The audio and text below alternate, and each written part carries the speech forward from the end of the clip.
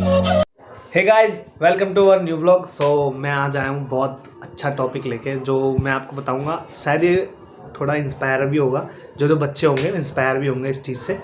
तो मैं आपको बताता हूँ, मैं आपको इंट्रोड्यूस कराता हूँ। अपने एक भैया है, मेरे एल्डर ब्रदर हैं, ताऊ जी के छोटे लड़के सबसे। मतलब 2018 में इन्होंने राजपथ पे परेड की थी। इनका क्या एक कैडेट है, एनसीसी कैडेट, एक्स कैडेट है इस टाइम तो। हाँ, मैं इंट्रोड्यूस कराता हूँ आपको, इनसे मिलवाता हूँ। चलो मिलते हैं। गाइज, ये है मेरे भैया। Hello guys. तो ये अपनी पूरी जर्नी बताएंगे आपको कि कैसे बंदा एनसीसी में ज्वाइन होता है, फिर कैसे कितने साल तक वो रुकता है और कितने साल स्ट्रगल करता है। वैसे 3 साल की होती है ना, ये 2 साल की? 3 साल की होती है। जूनियर डिवीजन में 2 साल की होती है और सीनियर विंग के लिए 3 साल की होती है। तो यहाँ पे सारा एक्सप्लेन करेंगे भैया। तो भैया स्टार्ट करो, आप अपनी जर्नी बताना कि आपने क्या क्या किया था। ठीक है। हाँ, फर्स्ट ऑफ ऑल मैं आप लोगों को यही बोलूँगा, जो एनसीसी जर्नी होती है वो एक तरह से एडवेंचरी एंड एक मतलब आप ये मान लो एक एडवेंचर, एक हार्ड वर्क, कैसे आप लोग अपने आप को कैसे मेंटेन कर सकते हैं एनी सिचुएशन में, कैसे सर्वाइव कर सकते हो। हाँ, कैसे सर्वाइव करना है आपको। हाँ। घर वालों से दूर रहना पड़ता है। जैसे मैं 6 मंथ के लिए टोटली अप्रोक्स 6 मंथ के लिए बाहर रहा था। मेरे स्टार्टिंग जो दिल्ली परेड जो होती है उसके लिए हाँ। हम लोग का एनसीसी में कैंप होता है। मैं भी उस चीज़ को भी शेयर करूँगा आप लोगों के साथ में, और शायद मैं होप करता हूँ आप लोग बहुत ज़्यादा इंटरेस्टेड होंगे, और जो इस ब्लॉग को देखेंगे इन आने वाले समय में, तो इस वीडियो से देख के सर आप लोग मोटिवेट हो। तो मैं अपनी जर्नी को स्टार्ट करता हूँ। तो मैं अपनी जर्नी बता रहा हूँ आप लोगों को। मैंने अपना 12th क्लास पास किया था 2015 में। उसके बाद मैंने कॉलेज में एडमिशन लिया मैं आगरा से बिलोंग करता हूँ। मैंने आगरा कॉलेज में ग्रेजुएशन के लिए फॉर्म बीएससी पार्ट 1 में अप्लाई किया। उसके बाद मेरे को पता चला, मैं शुरुआत से बहुत ज़्यादा मोटिवेट था और एक्टिव था, क्योंकि मेरे नियर में एक दीदी थी, कुछ ज़्यादा बड़ी थी, और एक भैया थे, वो लोग यूनिफॉर्म पहन के निकलते थे मुझे। तो मैंने भी सोचा क्यों मैं भी इस चीज़ को फॉलो करूं, मैं भी किसी दिन एक एनसीसी यूनिफॉर्म पहनूं। आर्मी की तो अभी थोड़ा लंबा प्रोसेस। Motivation bro, motivation. इसके बाद क्या हुआ, मैंने कॉलेज में फॉर्म भरा एनसीसी। मेरे को जाना था एयरफोर्स में, एयरफोर्स एनसीसी में जाना था, एयरविंग में। बट मैं वहाँ मेरा सिलेक्शन मतलब मैं उधर जहाँ फॉर्म भरे जाते हैं उधर उस काउंटर पर लेट पहुँचा। तो उन्होंने मेरे को बोला, बेटा यहाँ पे सारे फॉर्म फिल हो चुके हैं और वैकेंसी फिल हो चुकी हैं, आप एक काम करिए, हमारे कॉलेज में एक विंग और है, आर्मी विंग, आप उसमें ट्राई कीजिए। मैं वहाँ गया, मैंने फॉर्म फिलअप किया। पहले तो मेरी जो बॉडी स्ट्रक्चर था, मैं कुछ ज़्यादा मोटा था, जैसा मैं अभी है। मेरे को उन्होंने बोला कि तू कर लेगा। जो सीनियर्स होते हैं हम लोगों के एनसीसी में, मैंने बोला ठीक है, हाँ मैं कर लूँगा। मेरे को फॉर्म भरने को दिया, मैंने फॉर्म को फिलअप किया। उसके बाद जैसे बोला दोपहर में आपकी आफ्टरनून में 2 बजे ट्रेनिंग होगी, आप लोग वाइट टी शर्ट लोवर में आइए। मतलब एनसीसी लेने से पहले भी हम लोगों को 1 महीने तक ट्रेनिंग कराई गई थी।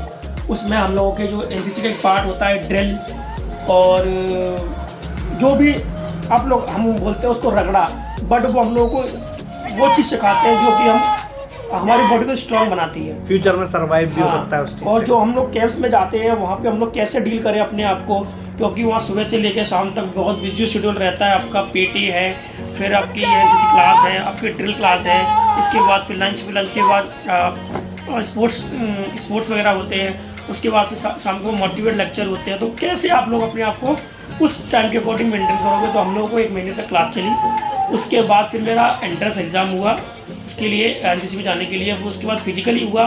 फिजिकल में हम लोगों को 1 किलोमीटर का राउंड मारना था। मैं था मोटा, तो मेरे साथ में कुछ गाँव के लड़के भी आए थे। अच्छा। उन्होंने मेरे से बहुत अच्छा पार्टिसिपेशन किया। मेरे को एक ये होता है ना, जोश टाइप से, जील टाइप से, कि करना है तो करना है, यूनिफॉर्म पहननी है, भले 3 साल की लेकिन पहननी है। होता है ना, आप लोग मेहनत करो, और मतलब जिसके लिए आप दोपहर में जा रहे हो, इतनी भरी धूप में आपको जून जुलाई अगस्त में बुलाते हैं वो लोग, इतनी गर्मी होती है, आपको धूप में सारा रगड़ा मिलता है, रनिंग है, और क्रॉलिंग कराते हैं आपको, सेटअप वो सब करवाते हैं। आप जाओगे घर से नहीं करके, जब वहाँ से आओगे तो बिल्कुल मट्टी how to survive in any situation. हाँ। उसके बाद जब मैं अपने जो मेरे एनो सर थे उनकी वाइफ के पास में गए, मतलब वो मेरे पास आए, बोलते बेटा क्यों सैड है, क्यों उदास है, क्योंकि जो एनसीसी सेलेक्टेड बच्चे थे वो एक तरफ बैठे हुए थे और मैं बैठा हुआ था साइड में, पेड़ के नीचे था। वो पेड़ मुझे अब भी याद है, बरगद का पेड़ था जो। तो वो इंसिडेंट अचानक क्या हुआ, मैडम ने मुझसे पूछा, तो मैडम ने बोला एक मिनट रुक, ये जो तुम्हारे एनसीसी ऑफिसर है ना, ये नो वो मेरे हस्बैंड है। ठीक है।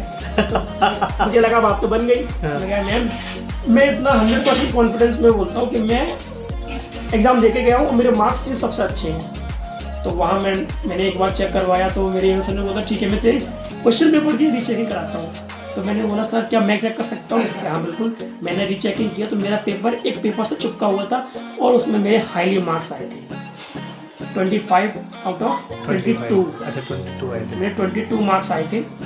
तो उसमें मैंने उसको बोला कि अरे यार तू कहाँ रह गया, तो हमारी कंपनी का सबसे बेस्ट, हमारे एनसीसी में कंपनियाँ होती हैं, जैसे मेरी कॉलेज की तो 1x1 कंपनी। सर ने मुझसे ये टैगलाइन बोली, यार तू तो 1x1 कंपनी का मतलब इंटेलिजेंट लड़का है, पता नहीं कैसे मार्क्स आ गए। बट जो हमको पढ़ाया था एनसीसी में ट्रेनिंग टाइम पे वही क्वेश्चन पेपर बना था, तो मैंने वो क्वेश्चन पेपर में सॉल्व कर दिया। उसके बाद फिर मेरा जो डेली परेड का रूटीन था, हम लोग को यूनिफॉर्म मिली। यूनिफॉर्म में मतलब खाकी यूनिफॉर्म होती है एनसीसी की, आर्मी में क्या होता है, और मैं आपको यूनिफॉर्म के बारे में बताना था। यूनिफॉर्म में खाकी यूनिफॉर्म होती है आर्मी विंग की, एयर विंग की होती है स्काई मतलब स्लेटी कलर की जो होती है ना, स्लेटी टाइप से, और नेवी उसमें तीनों विंग की एनसीसी होती है, एयर आर्मी नेवी। नेवी जो होती है प्रॉपर वाइट यूनिफॉर्म होती है। बूट्स होते थे वो इतने भारी होते थे, उनको पहनने में स्टार्टिंग में आपके पैर में बहुत ज़्यादा प्रॉब्लम होगी, आपको बहुत वजन लगेगा। उससे आपको पूरा टाइम रनिंग करना है और ड्रिल करना है, जो भी आपको वो लोग कराते हैं उसी भी करना होगा। उसके बाद मेरा 3 महीने गुजरे, 4 महीने गुजरे प्रोसीजर में, और मेरा फर्स्ट जो एनसीसी में जो रैंक्स होते हैं यहाँ पे उसको बोलते हैं लांस नायक।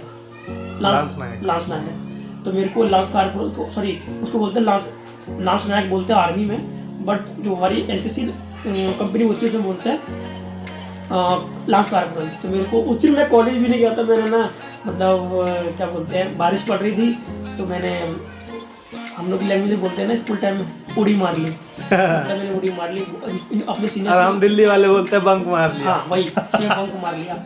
मैं सामने से ना सिर नीचे करके जा रहा था, मेरे सीनियर बोलते हैं इधर नीचे को, सर तेरे को पता है तेरे को रैंक प्रमोट किया है? सर ये क्या होता है? मैं तेरे को इसके बारे में बाद में बताऊँगा, बट जा अपने उधर सर से मिल और अपना रैंक का प्रमोशन कर। वाह, मतलब आए हुए 3 महीने हुए, मेरा प्रमोशन भी हो गया। देखते क्या होता है। तो मेरे को सर ने एक रैंक दी थी। स्टार्टिंग से ही थोड़ा कल्चर पे फोकस था, मेरी पेंटिंग भी अच्छी थी। तो इस तरीके से हम लोग ना हमारे एनसीसी में एक आरडीसी कैंप होता है, रिपब्लिक डे कैंप, जिसको सारे इंडिया के बच्चे आके एक जगह पे दिल्ली में आके अपने स्टेट्स को रिप्रेजेंट करते हैं। तो सेकेंड ईयर में मैंने ट्राई किया, but anyhow some reasons, मेरी छोटी हाइट थी और मैं थोड़ा मोटा था, इस चक्कर में मैं केवल कल्चर में सेलेक्ट हुआ और ड्रिल में भी सेलेक्ट हुआ था। बट हमारे आगरा ग्रुप सब लोग ना अपने ग्रुप से रिप्रेजेंट करते हैं इंटर ग्रुप कंपटीशन में, तो वहाँ हमारी यूपी की टीम बनती है। तो वहाँ पे हम लोगों का क्या हुआ, मैं वहाँ से आउट हो गया, PRD1 के लिए नहीं जा पाया। मैंने अगेन ट्राई किया 3rd ईयर में, IGC first, inter group competition first, inter group competition second, third, फिर डायरेक्ट हम लोग फाइनल। हम लोग गाजियाबाद में स्कूल है गौतम बुद्ध बालक इंटर कॉलेज, मैं उसमें आया। मैंने एज अ परेड कमांडर अपने आगरा ग्रुप को लीड किया। उसमें मैंने सारे जो इवेंट्स होते हैं, कल्चर में होता है सिंगिंग, ग्रुप डांस, एक होता है बैलेट, मतलब किसी भी थीम पे हम लोगों को ना जो सोशल थीम्स होती है उस पर एक डांस परफॉर्म तैयार करके अपना उसको रिप्रेजेंट करना पड़ता है जो ऑफिसर्स बैठे होते हैं। तो उसमें से सिलेक्शन चलता है कि किसने सबसे बेस्ट किया डांस और किसने सबसे अच्छी बेस्ट एक्टिंग करी। तो उसमें एक फ्लैग एरिया कंपटीशन भी होता है, उसमें हम लोग को थीम मिलती है। थीम के अकॉर्डिंग हमको ना जो मार्बल्स होती है, वाइट मार्बल्स, उन पे ग्राउंड फ्लोर पे पेंटिंग करनी होती है, उनको मिला के, और उस पर कोई हमको मिला था युवा प्रयास राष्ट्र विकास। स्टार्टिंग से मेरी स्केचिंग अच्छी थी, मैं ड्राइंग में अच्छा हूँ, आप कन्या से पूछ सकते हैं।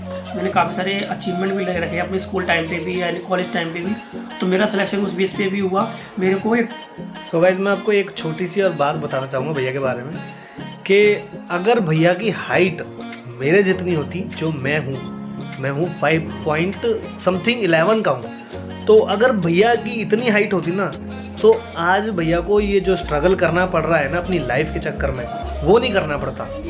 सी सर्टिफिकेट लेना बहुत बड़ी बात होती है अपनी लाइफ में एनसीसी की। और एक जो हाइट के चक्कर में जो इनका इंडियन आर्मी ऑफिसर बनने का जो सपना बना था, वो थोड़ा स्ट्रगलिंग हो गया है, पर हाँ बनेंगे भैया जरूर, टाइम लगेगा पर बनेंगे जरूर। तो कंटिन्यू करो अपना।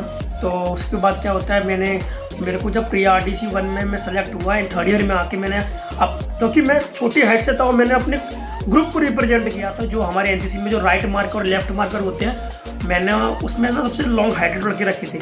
Power of a common man, short man. So मैंने अपने आगरा ग्रुप को रिप्रेजेंट किया।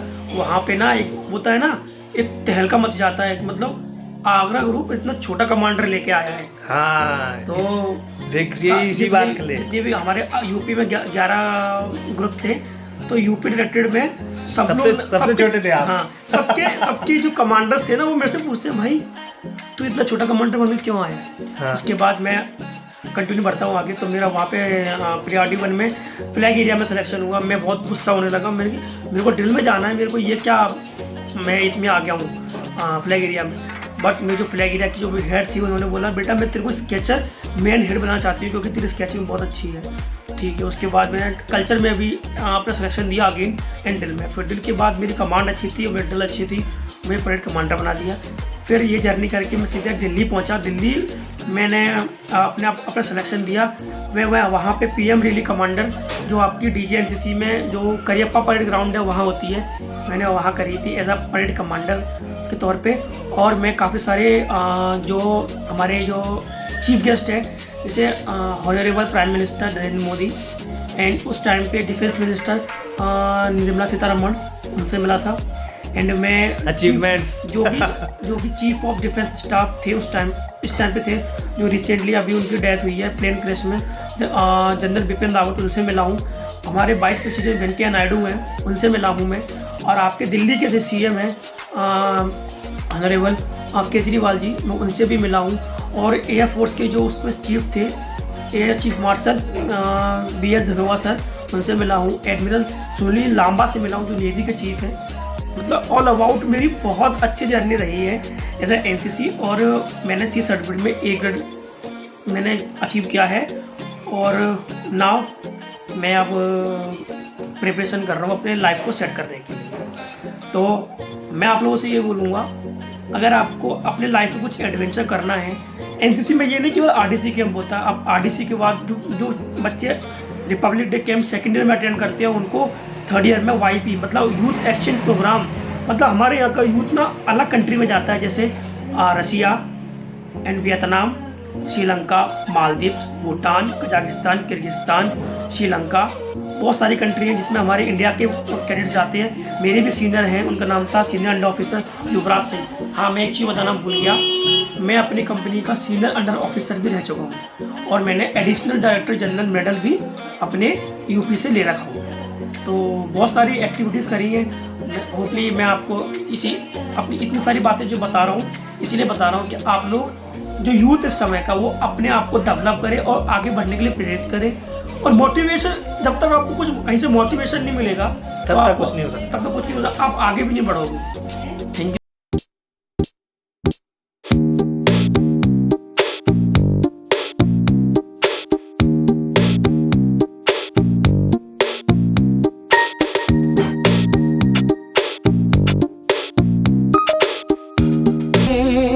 आगे बढ़ते हैं रहना। जैसा कि आपने भैया के बारे में सब सुन लिया, सब जान लिया, तो भैया की लाइफ ये 3 साल के अंदर इतनी बदल गई है काफ़ी हद तक। मैंने इनको देखा था, इनका वेट कुछ ऐसा था अप्रोक्स 80 kg 90 kg और गोलू मोलू से थे।